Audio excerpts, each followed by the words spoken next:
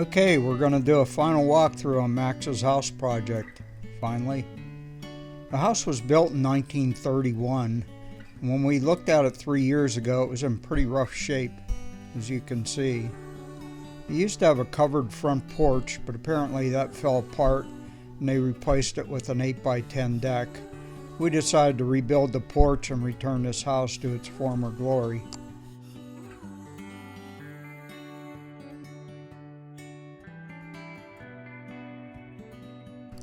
Here's the garage he had the Amish build for him.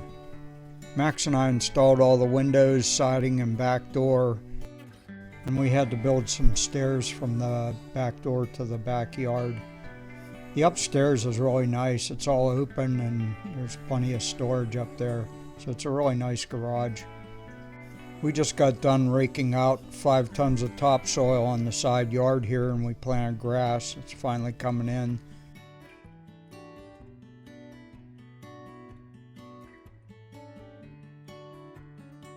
We were going to put the garage here next to the house, but then he thought it might be nice to have a semi-private side yard, so we moved the garage further up in front of the house. There used to be a covered porch here, but carpenter ants pretty much ruined the floorboards and it was sagging. Couldn't even close the door, so we just tore it down.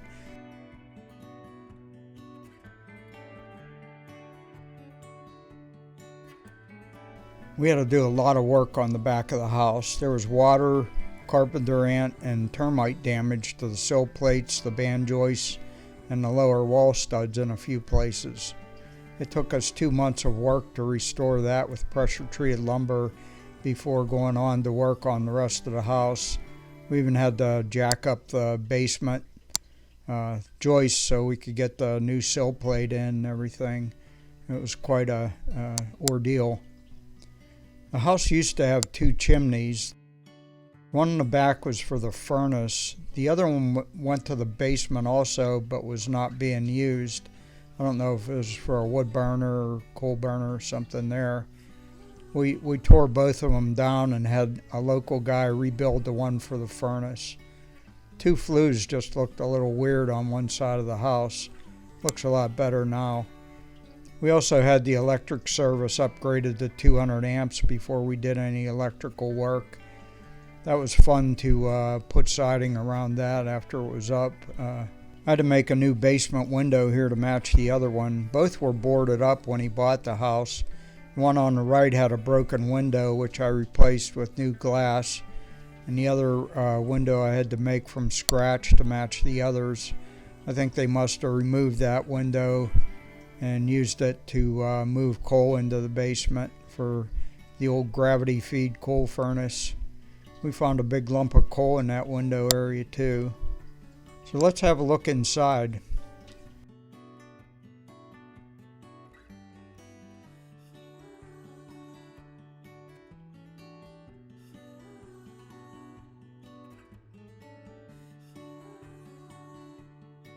Here's the living room and what it used to look like.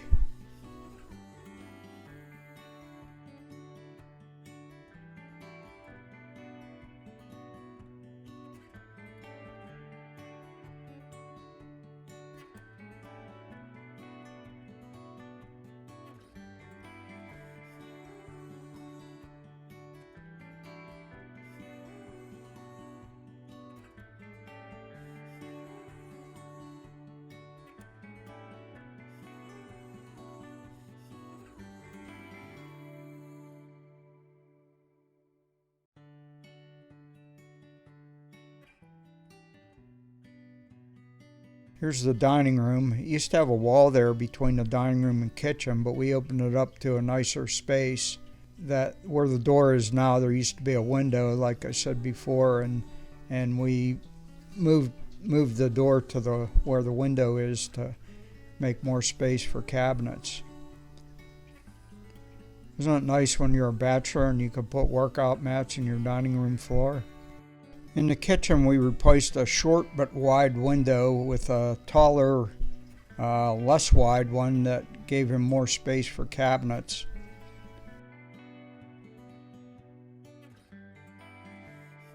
That all worked out pretty well, and we were even able to fit in an island here.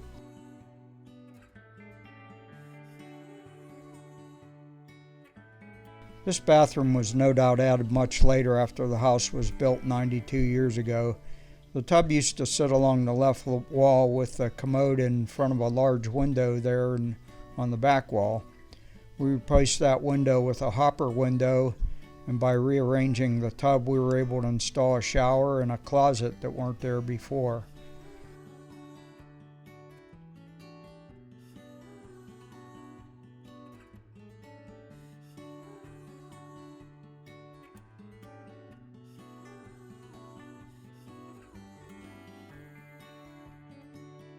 The back bedroom now has a closet. It never had one before, but neither did the other bedrooms upstairs.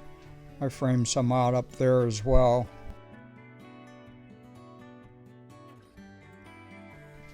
So he's using this as an office space right now.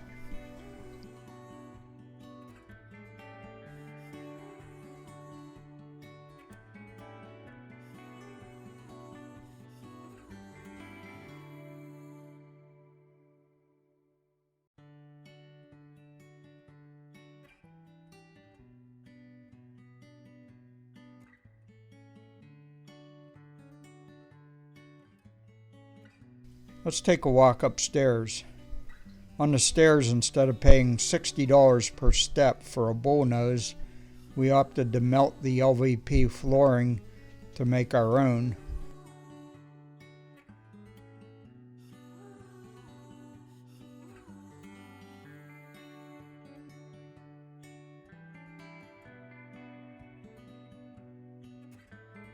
Here's my son Max. He's the new homeowner now.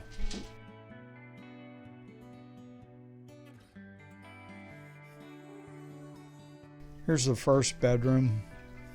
You can see with all these angles, the drywall was pretty challenging.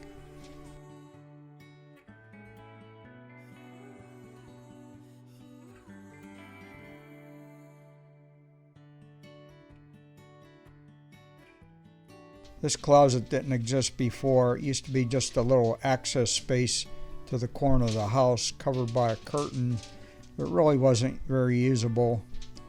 It's now carpeted all the way back through that space, so it's just extra storage now behind his closets in both bedrooms. I had to make closet doors due to the limited height. I couldn't just cut something that we bought off the rack. It would cut right through a raised panel if I did that.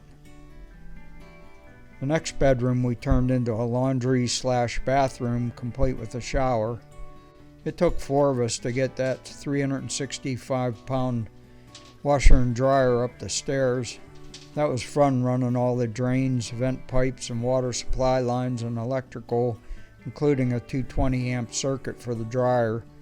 But we did it and it turned out great.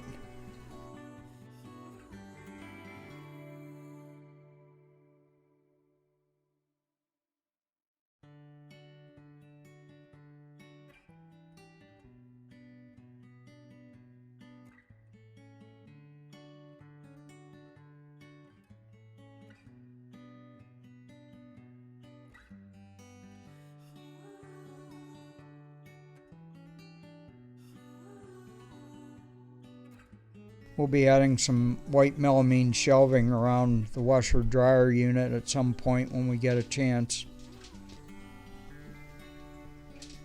Down the hallway here, in addition to a new ceiling light over the stairs, we had another light in the back here pointing to the new closet at the end of the hall. With no real attic space, we needed to maximize all the storage we could.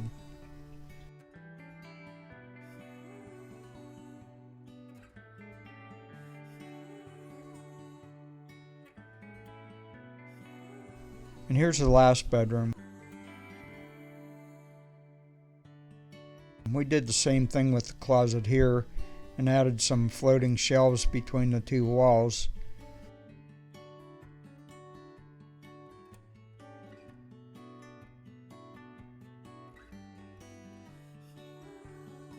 There's a bed that was left in the house when Max bought it. He sanded it down, repainted it in this bronze color. It was more of a gold color before. This bed used to be in the bedroom downstairs, but he's storing it up here for now so he could have office space down there. Well, I hope you've enjoyed the final walkthrough. This has been quite the undertaking, but even though it was a lot of work, we both kept a vision and made it happen. Thanks for following along.